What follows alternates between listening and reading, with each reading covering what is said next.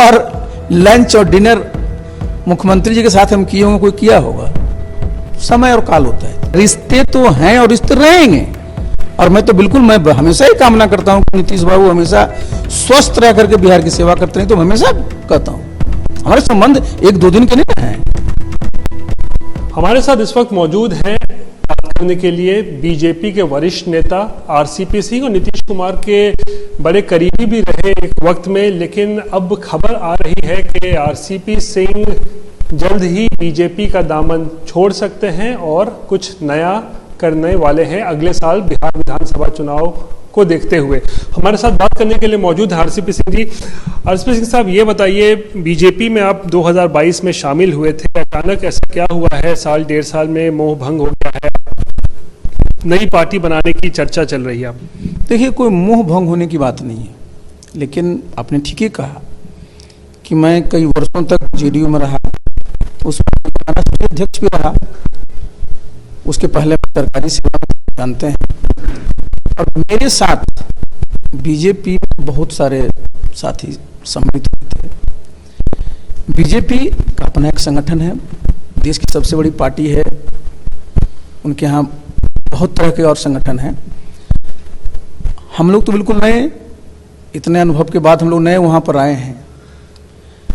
धीरे धीरे हमारे जितने भी साथी हैं, जब मैं बाहर जाता था बिहार के विभिन्न कोनों में, सब लोगों को लगा कि सर, जो हम लोगों का जिस प्रकार से उपयोग होना चाहिए वो नहीं हो पाता है।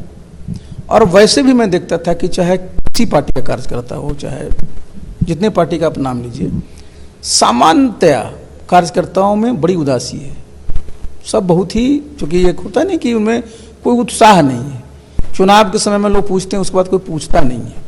तो मैंने देखा कि लोगों में काफ़ी, तो मैं जब बहुत कुरेदता था तो एक बात वो सब जगह लोग बोले कि अरे साहब, आपको इतने सालों का अनुभव है, आपको अपनी पार्टी बनानी चाहिए।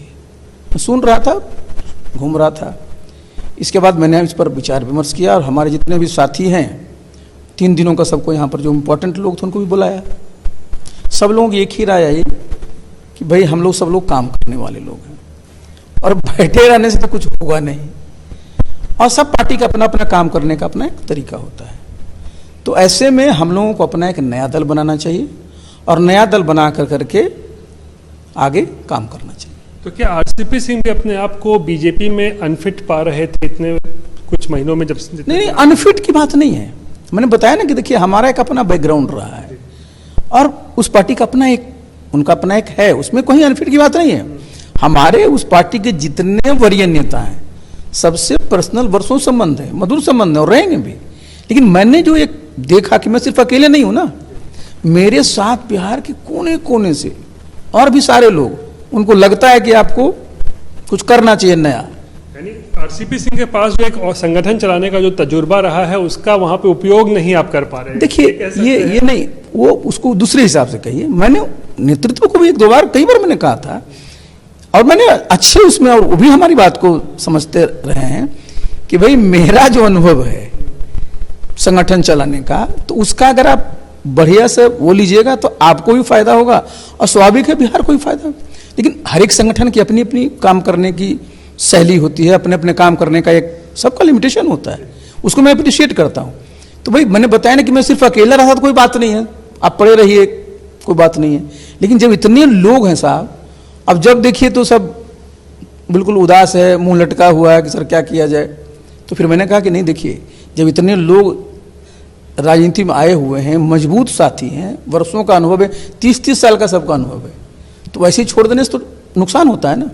तो जब हम लोग संगठन बना के काम करेंगे तो एक नई ऊर्जा से लोग काम करेंगे, और राजनीति में तो ये होते रहना चाहिए।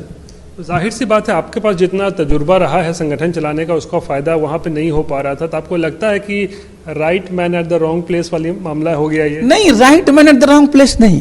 देखिए, ये समय और काल होता है, समय और काल होता है।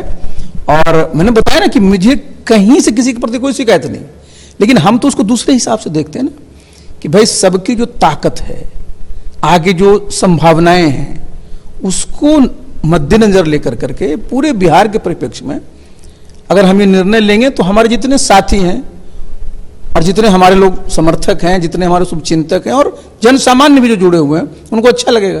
कोई महत्वपूर्ण पद भी आपको नहीं दिया गया, आपके अनुभव को देखते हुए बीजेपी में इतने दिनों तक आप रहे, देखिए जिम्मेदारी नहीं दी गई। देखिए हम तो जीवन भर पद पर ही रहे, आप ये समझिए कि मैं ठीक है। देखिए ऐसा है कि मैं कहीं ना कहीं आरसीपी सिंह को थोड़ा सा मायूसी होती थी। आरसीपी सिंह को मायूसी कुछ नहीं होती है। देखिए हमारे, मैंने बताया कि मेरे साथ जो लोग साथी हैं ना, उनको लगता है कि मेरा क्या होगा, मेरा क्या होगा, आगे में क्या करेंगे, हमको क्यों मायूसी होगी, हमको क्या मायूसी होगी। हम तो अच्छा बताइए, हम तो केंद्रीय मंत्री तक रह चुके, तो हमको क्या मायूसी होगी। तो क्या आरसीपी सिंह को लगता है कि जब नीतीश कुमार एनडीए में आ गए तब से उनकी अनदेखी होने लगी बीजेपी में, क्या इसी साल जनवरी में, उसके बाद से ही कहीं ना कहीं आप हाशिए पे चले गए? नहीं, मैं बिल्कुल हाशिए पर नहीं हूँ। देखिए मैं जब भी मैं दिल्ली गया हूँ, पार्टी के सब सीनियर नेताओं से मेरी बातचीत होती रही है, तो मैं हाशिए पर नहीं हूँ।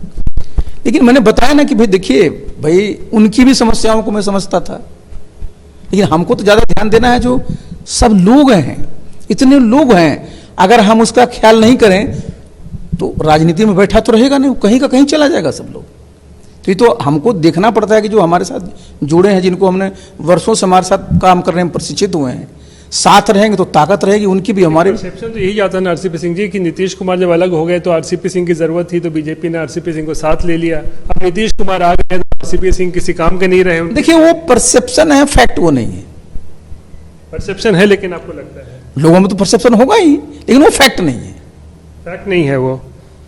आपकी अनदेखी नहीं हो रही थी नीतीश कुमार के आने के बाद? देखिए हमारी क्या अनदेखी होगी, जो बताइए। जब आप कहीं अलायंस करिएगा, और नीतीश बाबू के साथ तो हम वर्षों तक काम किए ना भाई, उनका भारत सरकार में जितने मंत्रालय में रहे हम रहे उनके साथ, यहाँ पर वो बिहार में मुख्यमंत्री रहे, जो समझिए कि बिहार में भी सब लोग बोलते हैं जो गोल्डन पीरियड रहा 2005 से 2010 साथ में ही रहे, तो हम तो उनके साथ हमेशा काम किए हैं। और हम लोगों का जो संबंध, मैं उसको थोड़ा हल्के लहजे में कहता हूँ कि मैं बोलता हूँ लोगों का कि जितनी बार ब्रेकफास्ट और लंच और डिनर मुख्यमंत्री जी के साथ हम किए होंगे, कोई किया होगा, समय और काल होता है। तो ऐसे में आरसीपी सिंह के सामने ये ध्यान ख्याल नहीं आता है कि वापस जेडीयू में ही क्यों ना चला जाए? देखिए हमारे पास जब हमारी अपनी ताकत है, हमारे लोग सब काम करने के इच्छुक हैं, तो हम उस पार्टी में काहे के लिए जाएंगे। पुराने आपके रिश्ते रहे हैं, नीतीश कुमार आज भी वहां पे पार्टी के देखिए रिश्ते तो हैं और रिश्ते रहेंगे, और मैं तो बिल्कुल, मैं हमेशा ही कामना करता हूं कि नीतीश बाबू हमेशा स्वस्थ रह करके बिहार की सेवा करते हैं। तो हमेशा कहता हूं हमारे संबंध एक दो दिन के नहीं है। जेडीयू में जाना वापस मुफीद नहीं होगा आपके लिए, आपको लगता है? देखिए मैंने कहा ना कि भाई आप अपनी ताकत बनाना चाहिए और उसके सहारे आगे बढ़ना चाहिए, बाकी भविष्य को कौन जानता है। नीतीश जी से आज भी बातचीत कुछ होती है?